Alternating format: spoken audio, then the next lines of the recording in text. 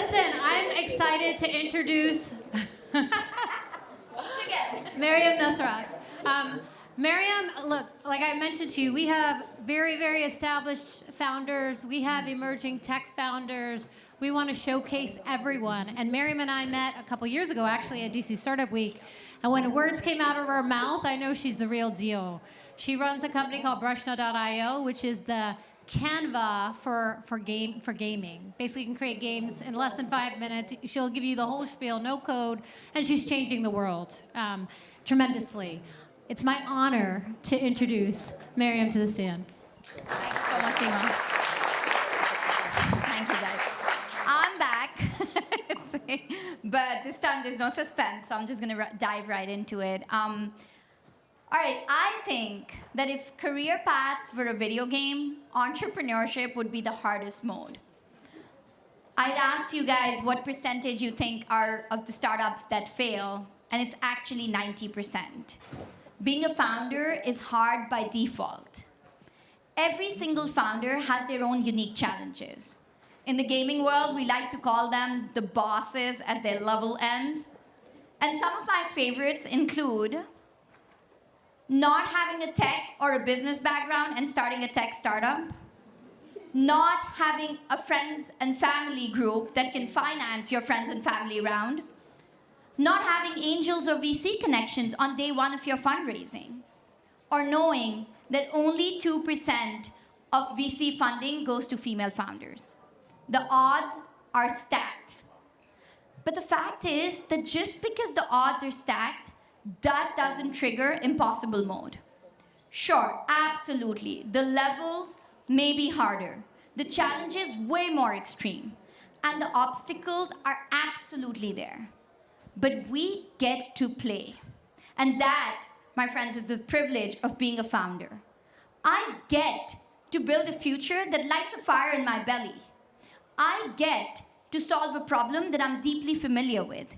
And I get to empower the next 100 million people so they can tell their stories through video games.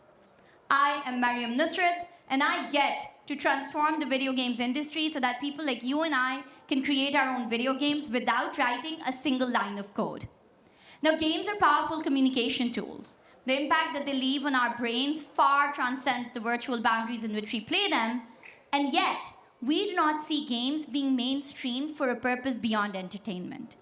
The reason for that is that games are time-consuming, costly, and very complicated to build. And I'm committed to breaking the cost, time, and skills barriers of making games. Our platform, Breshna.io, creates games with no code, at zero cost, and at lightning speed. Actually, the word Breshna means lightning in the Pashto language, which is my mother tongue, so that's where that comes from. And Breshna transforms how video games are created, which is with no code, but then also how they're used, which is for a purpose beyond entertainment. So think about like a math teacher that wants to make learning fun. She can transform a math quiz into a Super Mario-like game where you're catching even numbers, you're dodging odd numbers, you're having a blast. It's like the CANVA for purposeful gaming. Now, we've only been incorporated for 2.5 years, so we're young, but we've made mad progress. 150,000 registered users that have made more than 130,000 video games with 2.8 million gameplays on the platform. We've raised $2.5 million in funding from investors like Paris Hilton and Randy Zuckerberg and Bill Ackman's family office, Table Management. That gives us runway for 27 months, so the bear market's got nothing on us. We're also, thank you. We're also now building the Breshnaverse, which is a carnival-themed metaverse that allows you to showcase and monetize your own video games. And of course, we're building an AI-powered text-to-game engine, which will generate a full game for you on the basis of a simple text prompt. Now, all of this stuff looks amazing in my investor updates. They love it, they love seeing it. But it also speaks to the power of consistency and momentum. And one of the things that I realized was that as hard as this professional journey is, I know we're playing it in hard mode, there's a lot of boosts and power-ups that we can leverage on this journey. So I am going to take the last portion of my talk to talk about 5 boosts and power-ups that I think founders can leverage as they go through this journey that is otherwise really hard. My first one is probably not a surprise, is emerging tech. We are living in a rapidly changing technological world, and there is Web3 and AI and no-code and AR and VR. At Breshna, we leveraged no-code to democratize content creation with gaming. We leveraged AI to make it even faster and easier to make games. I'm going to throw this. Who needs this?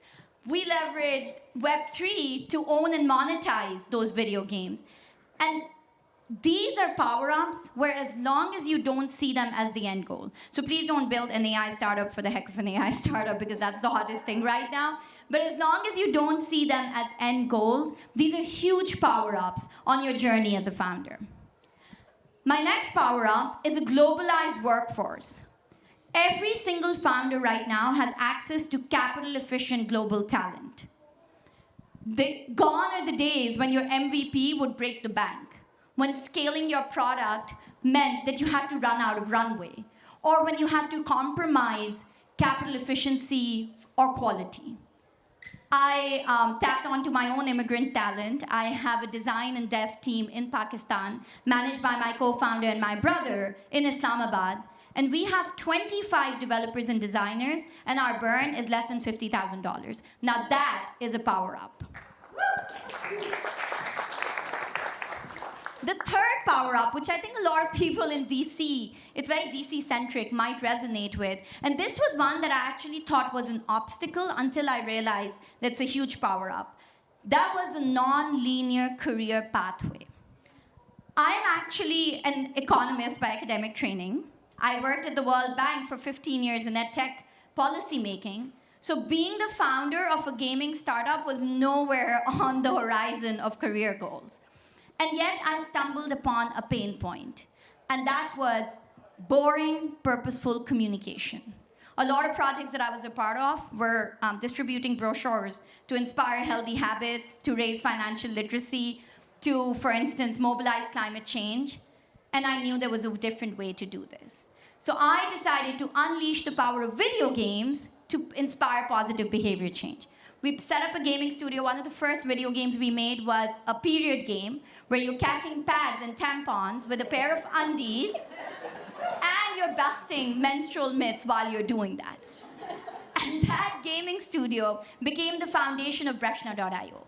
We went from a service-based studio, which Seema was talking about, which has huge power. It gives you a lot of insights, to building a scalable platform where people could make their own video games. So this non-linear pathway that I had towards Breshna was actually one of my biggest competitive advantages. And when investors ask you about the founder-product fit, that becomes a game changer. Your own lived experiences is what really leads to that.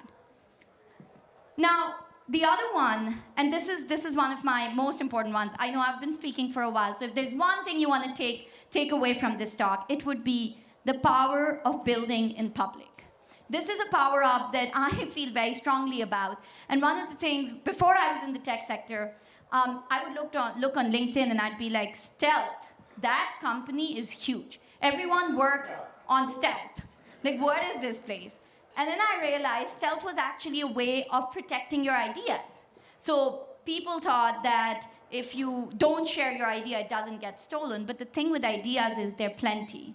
It's the execution that matters, right? And so I decided to flip the script, and I was like, you know what, we're gonna build in public. Every day I would show up on Twitter with my 100 followers, and I would tweet out the progress we were making. And I realized there were 3 benefits to this. No perfection paralysis. Reid Hoffman, the LinkedIn founder, says if you are not embarrassed of the first version of your product, you've launched too late, right? There is no perfection paralysis when you're building in public. You're doing it every single day. The other piece was investor relationships. And this one was a game changer for me because I did not have a Rolodex of VC and angels in my back pocket when I started fundraising.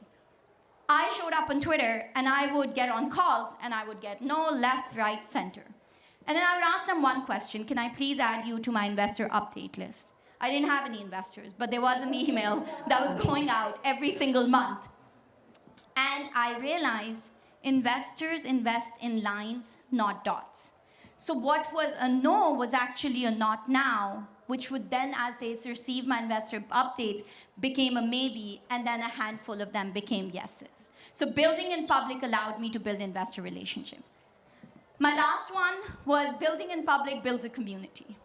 That is something I've realized that by showing up every single day, I rallied a community around me that was driven by our commitment to transparency and accountability. And that, we cannot talk about community without talking about the last power up. The last power up is something that every single one of you in this room has. And that, my friends, is the DC startup community. That is a power up where Alexis Ohanian says, build your minimum viable community even before you build your minimum viable product. So we have this opportunity this week to augment and accelerate our community. So in this epic game of entrepreneurship, I invite you to connect, to collaborate, and to build our community. I invite you to share your power-ups and boost each other. And I invite you to use this week so we can all level up together. So what do you say? Are you game? Thank you so much. Okay, now you guys